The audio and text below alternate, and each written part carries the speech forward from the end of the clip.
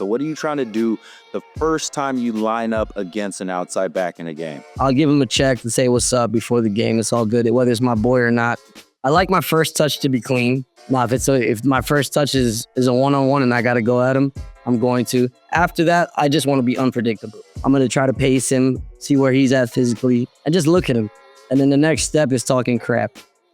I'm going to say something to him to make him feel uncomfortable, make him just belittle him. That's my job. That's my job as a player is to win. I'm going to try to belittle whoever's marking me on the outside. So I'm going to tell them they're trash. I'm going to tell them they're slow.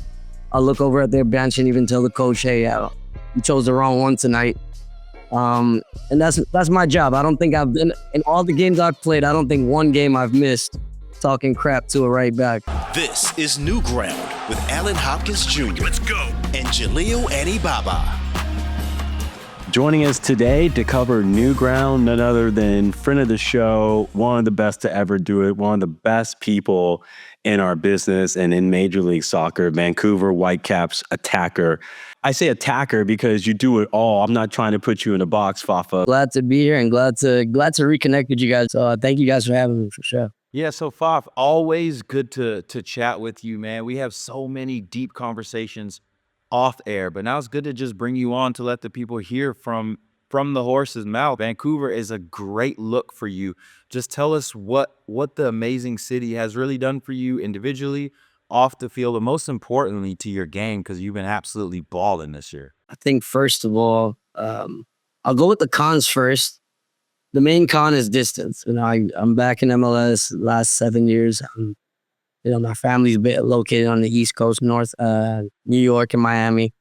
And then you come to Vancouver and you're like, okay, I'm really far. But I've come here to play away games before, and I knew the city was amazing. There's so many beautiful aspects to it. So I get straight to the pros. Honestly, first one being my teammates. I've played in some great locker rooms. I've had some great teammates, amazing groups, but and some bad ones too, as part of the career. But when you come to our Vancouver locker room and you deal with a lot of these guys who are just selfless, egoless, and just there for the team and there for the group, everybody kind of wants to see each other win. We talk about each other's stats to try to build them.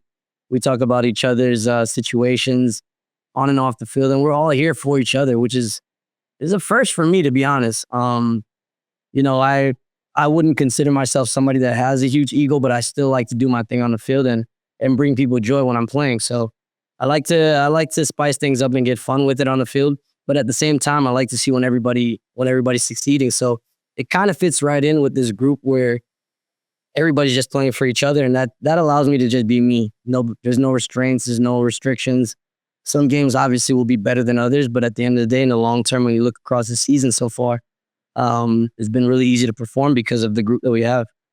Couple things. First, you mentioned it briefly there. New York born, Miami raised, Vancouver, beautiful area in the world. How much of you had just enjoyed being in that community, in that culture for a very proud franchise with real fans in a cool stadium? How has that been a part of your journey here, considering that's your third team in the last 3 seasons? Honestly, it's amazing. Like I said, again, coming this far out to a city so far west. I'm in Canada. There's little things you have to change about your daily in terms of just I'm realizing I'm a foreigner. So there's small things in the same thing. It's just like the city's amazing. The people are very chill. They're very welcoming. It's a city where you have lots of food options, which is important for me. Only down on that, I haven't found as much Caribbean food, but I find everything else, literally everything else. And then you have a nice community here. The people, again, like I say, they're welcoming to their city. So they want to show you around. They want to tell you where you should go, places to check out. It's the first city I've lived in where you're right. I live in the middle of downtown, and just within minutes away or even from the balcony, you can just see all the nature. So within minutes, I can be in nature and I could be right in the center of downtown at the same time. So it's a great blend, and it's just good for the mind. It's been great for me at this point in my life. Yeah, Faf. So, talked about the locker room a little bit. You talked about, moving from club to club. One of the things that I just hate hearing is when players move from club to club, I think people don't understand how much is out of our control, first and foremost. And secondly, I hate hearing how, a player that does move around a lot maybe has a bad attitude or there's something. Why is this player moving around a lot? As if there's something negative about it. But for players like you who are excellent in the locker room, have an amazing professional outlook on how to go about your career, what does that really mean to you when you hear people maybe questioning why you move around so much? Because when I see a player like you that's moved around a lot and continues to ball everywhere they go, that means you're performing this profession at a level higher than people that just stay around and maybe they're irrelevant in their market. Yeah, it's something I think I said or I felt before I jumped into my career even years ago. I always valued players that were able to go to different places and make a difference. Um, Regardless of where they were, what league they were in, what team they were in, or were able to adapt to different systems. Obviously, it's frustrating sometimes when people will spread a rumor that isn't true based on, I mean, we're talking about a locker room that only the players are in. So when rumors get spread, it's like, okay, how do you know if you're not there? And my first response is always, okay, ask my teammates. At the end of the day, ask the guys that have to deal with me every single day. They're going to tell you I'm intense, but they're also going to tell you that I'll take any young player under my wing. They're also going to tell you that I'm here to fight for every game. At halftime, I will go off. And at the same time, I'm going to do everything in my power to try to win a game and to be there for my teammates. A player makes a mistake. I've never been a player to scream at players and tell them you should have made that goal or you should have made it. It's already done. So my biggest thing is always try to be the best teammate I can be on whatever squad I'm on, adapt to the club culture. Every culture is different and bring a piece of who I am to that culture. At the same time, where every club has its culture, there may be flaws. And if I can help adjust in a positive manner those flaws, then I'm going to do that to the best of my ability. And to the positive parts of the culture, I want to adapt and add that to who I am as well, because that's a part of my personal growth. And I think I've done that in every club I've been at, some more than others. But overall, I always tell people, go ask my teammates who they think I am, or speak to those that were around me every day to see how I engage and the love I gave and the passion I gave to whatever badge I represented at the time. And if you do your research and ask around, I think rumors would be flamed out. Fafà, this season, 9 goals, 5 assists, right there again, double-digit goals. You were at, it's, as the kids say, goal contributions, right? That's the new thing, right? You're Yeah. 84 goal contributions in your career. It's funny. It's like people don't 56 goals, 28 dimes. And if Yeah. you have a year just like you're having right now, next year, you're going to get to the century mark in goal contributions. So how much does that give that little sharp, not just chip, but like that really pointed sort of edge to your game that I think you're referring to that has gotten you to where you're at? How much does that sort of, in a positive way, validation for yourself, but also to stand in your own business as a player?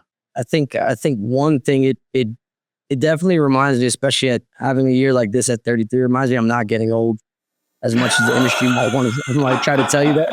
I know my legs are still there.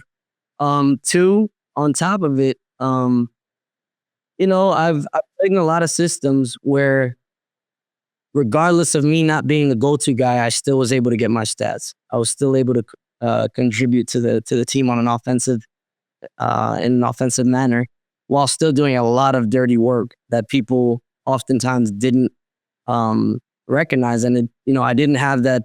I was never the DP name. I was never the go-to guy for everything. But most of my seasons, I still came out and was able to put up stats that matched those, that matched the title.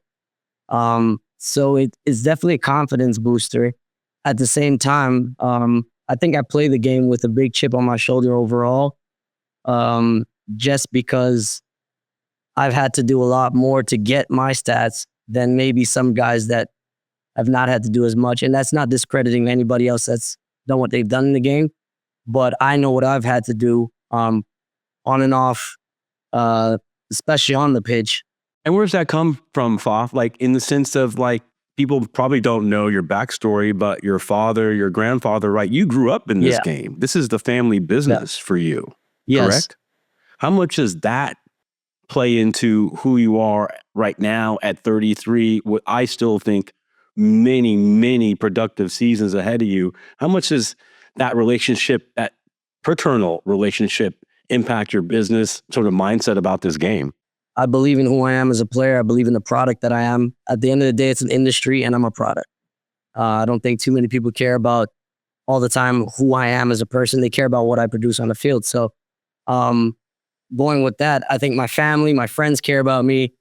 After that, not as many people will. So it's about what currently Fafà number 11 is doing on the field. And if he's not doing his job, okay, he's not the one. But when I'm performing, he's the guy. So I'll go back to the family part now. It's, they gave me confidence from young on of who I am in the game, understanding the game, reading the game, and just being around it so much to where I matured young in it. And even though I went through a lot of hardships early in my career, it was very beneficial to me to have my father, who's been along every step of the way from before I could walk to now, and my grandfather as well, rest in peace, who also taught me very small details but important parts of the game that still sticking with me today.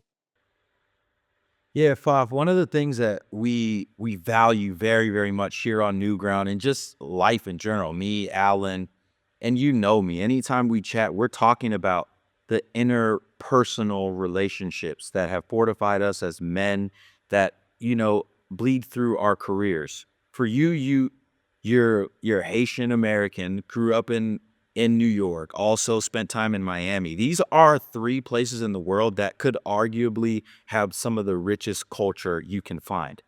Yeah. So talk to me about the cultural aspects that have really made you who you are as a footballer and of course as a man, from your Haitian upbringing, your New York setting, and your Miami setting as well as a young man. Yeah, I think you're spot on with those three locations. You look at Haiti's background, first Black independent country. Look at New York with the richness of culture from Harlem Renaissance and just everything. You look at hip hop culture in New York. You look at fashion culture. You look at a city that's so big that to stand out, you're an ant in the city. So to stand out, you really gotta go above and beyond to prove who you are.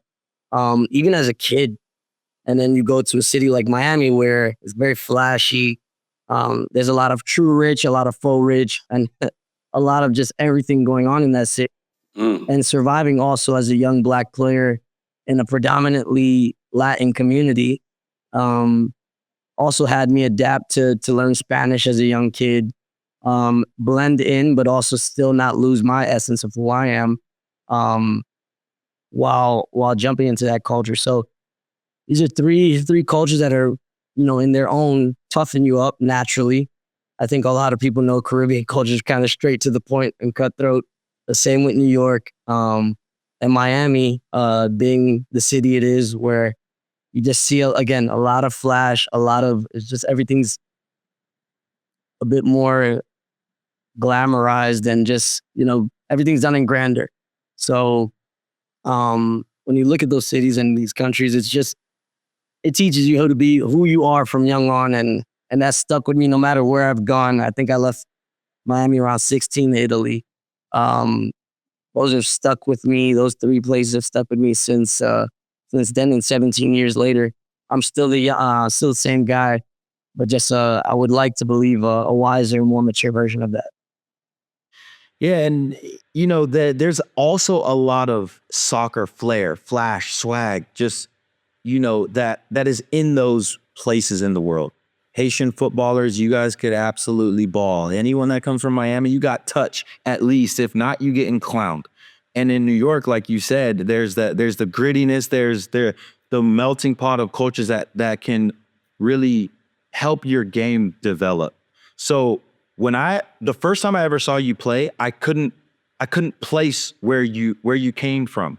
And a lot of times you could tell the way a player plays, their style, even sometimes the way they walk or the way they wear their socks. You're like, oh, that's a New York cat right there. Or, oh, that's a Cali boy right there. He wearing a headband and he ain't even got long hair. Like stuff like that.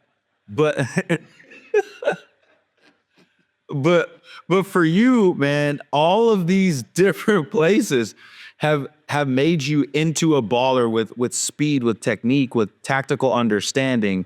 So when you line up against any outside back, without giving away all your secrets, what are some of the first things you're trying to do? Because if you get that first one-on-one duel right, it's done for an outside back. Trust me, I've been there, and it sucks when that happens. So what are you trying to do the first time you line up against an outside back in a game? For me, it's important to set the tone.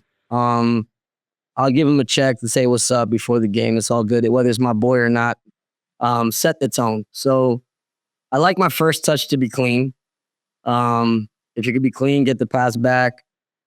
Now, if my first touch is a one-on-one and I got to go at him, I'm going to. But the first one's got to be clean. After that, I just want to be unpredictable. I'm going to go in a spot where he doesn't want me to perhaps be, where I got to make him and the center back choose. I'm going to try to pace him, see where he's at physically, and just look at him. And then the next step is talking crap. I'm going to say something to him and make him feel uncomfortable, make him just belittle him. That's my job. That's my job as a player is to win. At the end of the day, within the boundaries and the limits of respect, I'm going to try to belittle whoever's marking me on the outside. So I'm going to tell them they're trash. I'm going to tell them they're slow. I'll look over at their bench and even tell the coach, hey, you chose the wrong one tonight. And that's my job. I don't think I've been in all the games I've played. I don't think one game I've missed talking crap to a right back or an outside back if I'm on the other side, left back. So Who's got the best, real quick, Faf? Who's the best, like, you got to sort of like read up, get your mind right. Like, you're going to have a good back and forth, we'll call it conversation on the evening. I don't know if you would love to name drop, but who are the couple cats you respect that you're going to dap up and you guys are going to hurl the best of the best within the bounds of sportsmanship at each other, talking, agitating, old school Gary Payton, Michael Jordan, Larry Bird. Who are the guys in the league you look forward to those nights with? I want to say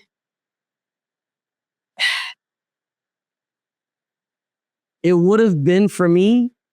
Honestly, it would have been for me. He was on the other side most of the time, but sometimes I mix it up. I want to say Kemar.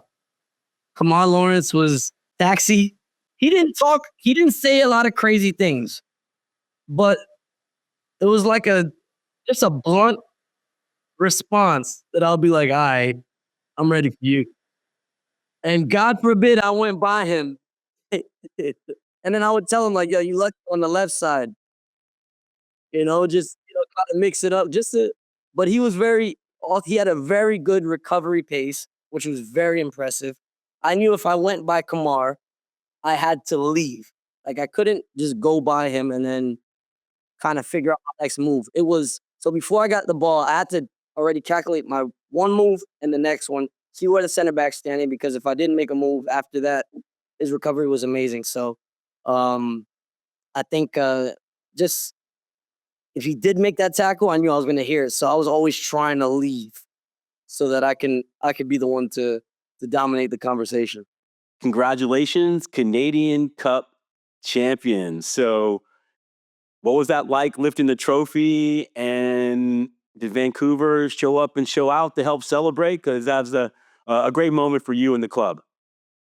Thank you. First of all, thank you, man. It was awesome. To be fair, we lost. So I lost 2018 U.S. Open Cup, and then last year the final that could have gone either way in Leagues Cup against Inter Miami with Nashville. You leave with two sour ones, and then third time's a charm. We came here, and Toronto came to us, and just being able to pull off that win again, PKs once more. But doing that in front of our home fans was amazing. It was nice to win win the Canadian Cup and knowing what it represents, getting the three-peat and earning us a berth in the CONCACAF Champions League as well. So it was great. At the same time, the best part of the celebration was in the locker room. We had a great time. We went off. It was dope. Again, it was a Wednesday night, so we were already getting ready for our Saturday game back to the league. So at this point in the season, trying to fight for points, it wasn't the time to get the best celebration that you want. Maybe we'll get that within a week or two when there's more time.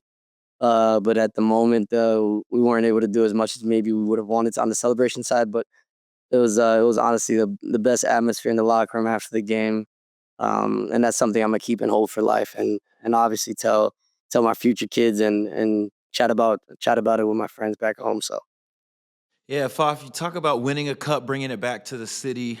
You've been close, with other teams and whatnot, but this one, a Canadian Cup, has kind of been synonymous in recent years with the Vancouver Whitecaps. For you, I think people don't quite understand a cup is a cup. You feel that exuberance within the locker room, regardless if it's US Open Cup, MLS Cup, it does a Canadian Cup, Leagues Cup, it don't matter. Holding up a cup is something that is hugely important. What do you think, winning Canadian Cup does for your guys' locker room, team, and organization now going into what is potentially, a solid playoff run for you guys, just based on how you guys have been playing? it's definitely a confidence booster going into this final stretch right before playoffs.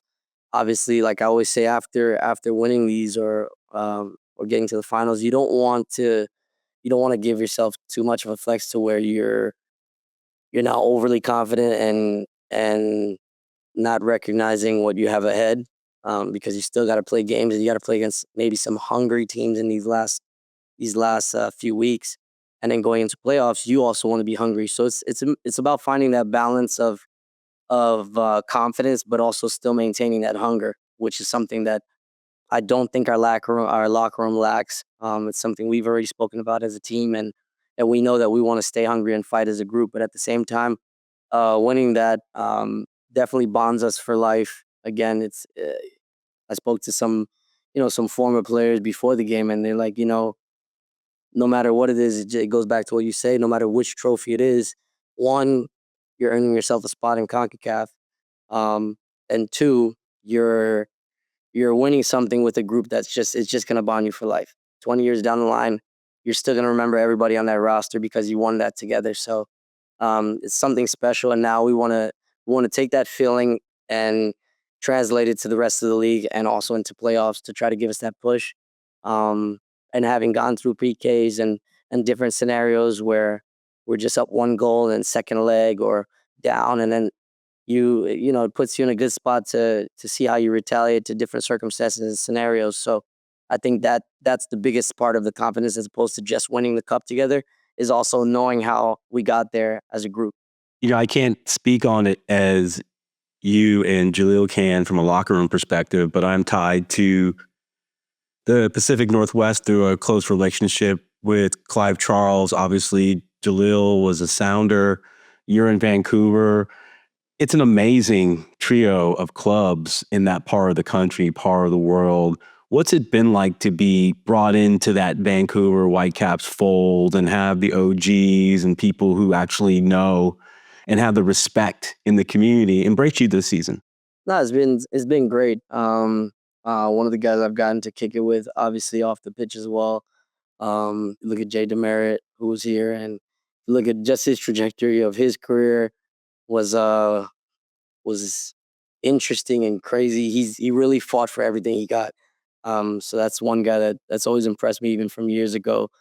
You look at just having Ricardo Clark, who's an amazing player back in the day, and just a dope human being. Watching him every day, he's the head coach of the second team. Just getting to spend time around him, and it's amazing because some of the young guys know Ricardo was a professional, good player, but for me back in the day, Ricardo was that dude. He was special. He was the way he saw the game in the middle of the pitch. He was a special player, and guys around my age, maybe a little bit older, maybe just a tad bit younger, might understand, but the young guys may not know. But me getting to have him around every day is just like is dope as well. So um, and also having the old Vancouver Whitecap guys, um, from the previous years, always around the club, and we're always celebrating something. It's the 50th year, so it's been nice to be able to celebrate a lot of different milestones, and we're having a great year. So it's been great to be embraced and have certain people around us. Faf, one of the things that just stuck out to me when you're talking about Jay DeMare, you're talking about the homie Rico. First and foremost, shout out Rico Clark. He blessed my career when we were in Houston together and just took me under, like a lot of the older heads do at the time. One of the things about Rico specifically is that he has one of the best, maybe off-field regiments I think I ever saw. One of the best, ways to balance out his life with his family, with his kids, his wife, his just ability to make sure that he's a well-rounded human being. I see some of those same qualities in you. You have so many different passions. A lot of people know that you can sing. Anybody that's on your Instagram knows that you a low-key barista with all the coffee you be making and all that now. Faf got bars for real, folks. Fafa can really sing. My goodness. Hey, real quick, Jalil, before you could, what is it? Luther? Who is it for you? Who's your guy, Faf? Real quick, who you gotta listen to? It means that Luther getting Music-wise? you in the mood. Yeah, like in terms of like real singing. Just are we talking R&B vocals? Yes. Brian McKnight, Luther, Teddy Pendergrass.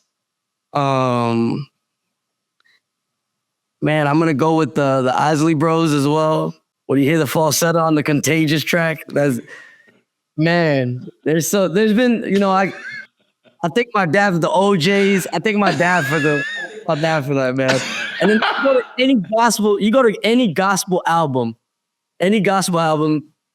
you will hear some of the craziest vocals. Again, we went to church in Harlem growing up, and I got the privilege of going to both a very gospel oriented church in Miami, just as well as a Spanish church. So I got both sides kind of blended in. So it's been. You stayed going to church like I did. Man, we had Tuesday service, Thursday, Friday, Saturday morning, and then Sunday we were there the whole day. I was at church 4 to 5 days out of a week minimum in New York. Then Miami, we would go twice a week, maybe 3. Then maybe 3. I've been to every church on the East Coast. Yeah, man, that's proper growing up in the church. That's like you was wearing white gloves at home because you were so used to being in the church. That's what that is like. It's Ready to go. I've just always been curious about how you've used these passions, to make you a balanced dude. Like, I'll see you in Nashville riding the Vespa. Like, where is Fafa coming from? But for you, why is it so important to be a well-rounded human being and help younger players in learning why that's so important and making sure that they have balanced lives as well, so they're not just football top heavy? I think one, for me, the balance is, after all these years of playing, I love the game just as much as the first time I picked up a ball. But the industry also changes how you see it. So it's no longer just a sport. Well, people watch, they just turn on their TV on Saturday or Wednesday, they watch a game, they're done. After that 90 minutes, they click off their TV, go back to Netflix, whatever it is, and they can watch their show or go to sleep. For us, after that game where maybe you can't sleep until 4 o'clock, whether it was a good or bad game, you can't sleep till 4 or 5 a.m., it's because of adrenaline, or maybe you don't feel a great way physically, or whatever it is, you're not sleeping till late and you're still thinking about the game. It translates into your everyday life. Soccer's not 9 to 5. You're doing it the whole day because your body is your job. So I've had to find ways. Obviously, music's been a part of me my whole life. I grew up playing drums in the church, singing. But, music's been an outlet to where I can still keep that love, because you burn out after a point if it's just soccer all the time. Music's allowed me to be, have that outlet where I can go write. I get on the balcony, or sometimes I just go to a garage. I can go to a restaurant or a cafe, whatever it is, wherever I can find my inspiration. I just go and write, work on some music, and I can leave this world for a few seconds. Or now, last 3 years, I've been golfing, that's become another outlet for me. You know, and I've taught, I've tried to bring young guys around and bring them under my wing just because I know what it's like to be a young player where, I've been on both sides of it, to be a young player and not treated well, but also a young player and have good OGs that were good to me and showed me the ropes and, taught me a lot to mature me quicker and prepare me for what was to come ahead. So, I chose to go that route because those guys I never forgot. And I'm forever, in a way, indebted because of what they did for me. And my best way of paying back the debt, I can't really pay them back because they're my OGs. So the best way is doing the same thing that they did for me to the next crop. And if you ask almost every club that I've gone to, I spend a lot of time around the young guys because for me, that's very important. I want to see these next guys succeed. And if you look at Whitecaps, the guys are at my house all the time. And I've tried to do my best to be a positive figure to them and also to take the professional aspect off and allow them to enjoy the game. Whitecaps FC forward Fafà joining us, top 30 amongst goals. You came into MLS, postseason success early on with Philadelphia, correct? And then FC Dallas, and then there was a pause. Then you got back in with Nashville last season, got that taste of the postseason. You mentioned the Leagues Cup final, Canadian Cup champions this year. Vancouver's into the postseason. So how are you feeling about your group right now? There's still some jockeying for position, but you know for sure that you're in. What do you like about the group and the postseason ahead? Very, very optimistic. Very excited. At the same time, knowing that we don't, we want to fight for more. There's 4 games, so 12 points available. We want to push to reach as high as we can. Try to get a home game, which is very important, especially if you know the Vancouver traveling situation. We're kind of far from most cities, so depending on who we land, we could be further than we might want. At the end of the day, we're going to go play whatever game that we have to, and we're going to go fight it out and believe in ourselves to win it. But if you can secure a home game, and we do have that in the cards at the moment to fight for that, we definitely want that. So as much as we're optimistic, we also know there's a lot of work, and we have a big positive possibility ahead of us in the near future to try to guarantee us a home game. Yeah, Faf, I just love the way that you guys play. I think you guys are a team that's exciting, brave, have a lot of teeth throughout the midfield, but most importantly, throughout the attack. But what do you think separates you guys from any other team in all of MLS? I'll go back honestly to what I said earlier, and it's just that we don't have egos. Our team is a team of guys that want to play for each other. You look from our goalkeeper, Yohei, through our defense, midfield, and attackers, especially attackers, because we could be the guys with maybe a bigger ego generally, because attackers want to score, attackers want to create assists. We really are always happy for each other and trying to set each other up. We know each other's stat situations. We're like, yo, what do you need? What do you need here? Like, we really talk it out to try to hook each other up. And it's one of the most beautiful things that I've gotten to experience so far in my career, because I look across the league and I can't say up to now, at least, because I haven't been in every locker room, so I'm not going to say that. But I personally haven't been in a locker room where everyone is just trying to play for each other and there's not one ego or two. We're one big ego. So we stand up for each other. And as cheesy and corny as that can sound, that's our reality. And that's probably our biggest strength, is that our group plays for each other. And you go into the locker room in the morning, there's no beef with anyone. After practice, we argue. We're grown men, we're going to argue, especially if we have like tournament day. A call wasn't made from one of the coaches and we're going to argue. We're going to talk crap about that. And then it becomes a hug. It's a hug and literally a hug. Like, we could go from arguing to a hug within 5 seconds. And that's what makes this group very special. The search to constantly understand each other and try to just grow from every situation.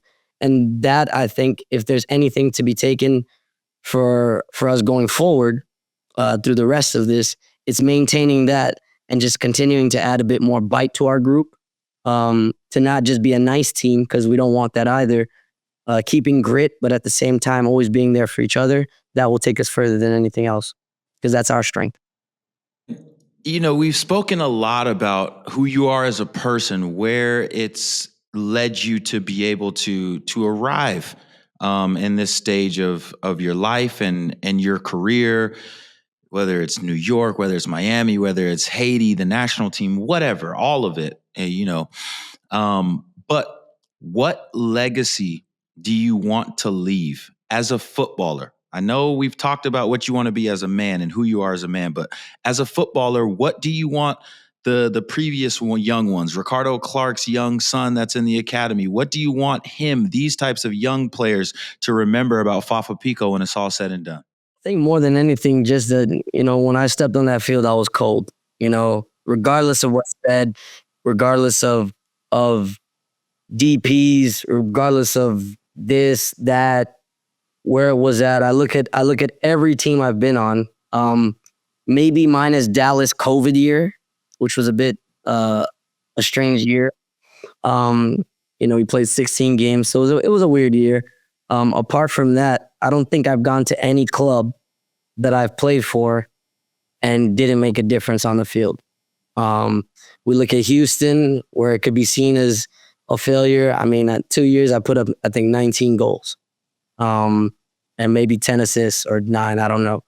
But you look at those stats, you look at Philly, first 2 years, 18 goals. Third season, I put up lower numbers because I was playing 8 in a diamond where I was dropped a little lower. You look at Nashville, defensive system where you look through the league and League's Cup. Without a doubt, I think you can ask the fans of Nashville what I did there. And now at Vancouver, where I'm free again, to be myself. At the end of the day, I just want, and I would encourage young players to be themselves. Whoever's going to appreciate you is going to appreciate you. And me as a player, I think every teammate that's played with me knows that in the crunch of the moments, in the difficulties, I never have shied away from them and I've never backed down. And I embraced those moments and I made sure that I was present and always a difference maker. And if we're looking at numbers, forget the stats. And if we want to include the stats, we can. One of the coldest wingers to play in this league. And I know coaches know that because I got to hear from them after games and before. And every coach in this league, whether they'll publicly admit it or not, has told me already. They know who I am. So that's what's important for me, is the respect amongst players and amongst my peers in the league. That goes further than any other accolade that could just become a popularity show. I've never been an all-star. Could I have been? Honestly, yes. Did I have seasons where I was best 11? Absolutely. Have I been put in those situations? No. But at the same time, the stats are there, the performances are there, and it's something I'm proud of and I want to continue to do. Man of the people on and off the field, no doubt. He has been earning his respect and he has his receipts. 220 plus games in this league, 84 goal contributions, is closing in on 60 goals scored in Major League Soccer. Going to hit 30 assists soon, getting close to making sure that Vancouver has a continued success as they chase their second trophy of the year. Congratulations, Fafà, one of the best. Thank you for joining us here on New Ground. Jalil and I and the entire gang, thank you. Definitely, man. Thank you guys for having me. It's been an absolute pleasure. It's always good talking to you guys in person and off the camera, but here is just the same. So I really appreciate it.